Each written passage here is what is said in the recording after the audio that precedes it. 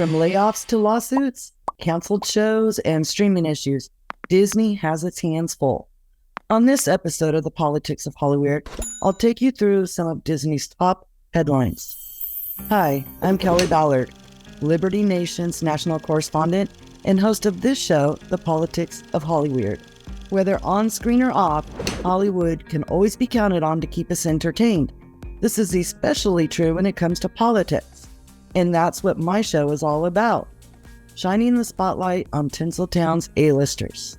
Disney, once beloved by families everywhere, has veered off its core value path and headed straight into the uncharted and sometimes volatile waters of wokeness. In an effort to become more inclusive, has the entertainment company ostracized its customer base? Going from woke to broke and everything in between, we follow the timeline of headlines that has morphed the company from the happiest place on earth to the loneliest. Many of the cartoons and movies that we grew up with are now considered racist. In 2020, Disney announced 4 of their movies, classic movies, were going to carry warning labels because these movies included negative depictions and or mistreatment of people or cultures. These stereotypes were wrong then and they are wrong now. Those movies included The Aristocats, Peter Pan, Dumbo, and Swiss Family Robinson. And then came the rides and attractions. The Jungle Cruise, for instance, opened in 1955, but it had to be updated because of its negative descriptions of Native people. Splash Mountain is also being overhauled because it contained black stereotypes such as being based on the 1946 film Song of the South. And Snow White, that ride had to be altered because the prince takes advantage of a sleeping woman and she can't say no when he tries to kiss her. And then things got even more political. Who threw the first stone? Was it Disney or Florida's Governor Ron DeSantis? Well, that would depend on one's perspective. DeSantis is pro-business but anti-woke. And Disney's transition into all things woke has irked more than just that Republican lawmaker. When Florida's so-called Don't Say Gay bill was approved, Disney pulled out its bullhorn and cried foul, stirring the pot on an already touchy subject. But you know, Disney had a sweet deal in the Sunshine State with its Reedy Creek District deal. However, that treat went sour when DeSantis assigned a new board to govern its actions. And you know Disney was not very happy about that.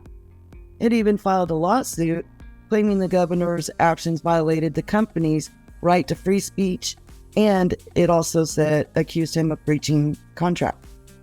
Now that DeSantis will likely be running for president, Disney is trying to throw another wrench into the possible candidate's plans by scrapping a $1 billion campus that was scheduled for Lake Nona, Florida, which would have brought in about 2,000 jobs to the area.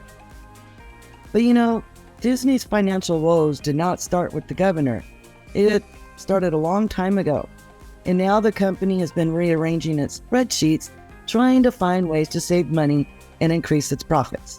Such as in April, when it decided to lay off 15% of its employees to save $5.5 million. And then there's its recent announcement that it will close Disney's World Galactic Star Cruiser Hotel in Orlando. And that cost a pretty penny. It was $5,000 for about 2 nights to stay in that Star Wars-themed accommodations. I wonder why it failed. The streaming business has also had an impact. Actors started suing the company because their films were going to streaming services before they were even out of the theaters. And then recently Disney announced a new program called Flagship, where they are going to start streaming ESPN, which, you know, could knock cable TV right out of the water. But last year, Disney lost about $4 billion on Disney Plus, and then another 4 million subscribers. So they have to do something, right? Well, with the move to woke, it looks like Disney has painted itself in a corner. On the traditional side, families and conservatives rebuke it for tainting values and the wholesome experience.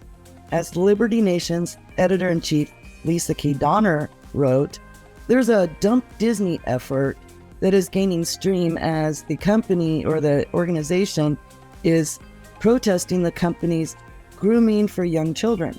And on the more progressive end, Disney's newest move to cancel 58 shows has the LGBTQ community all riled up because a few of those on the chopping block are gay-related.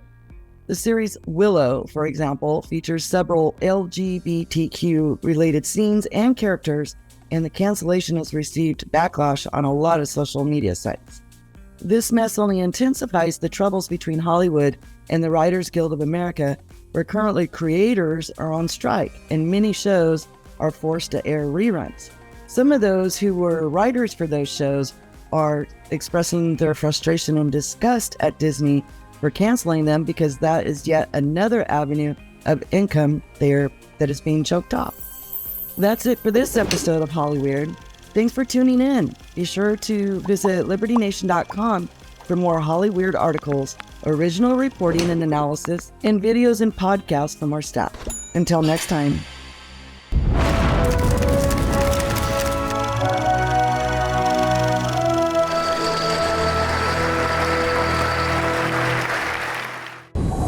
Entertaining, informative, and just plain fun.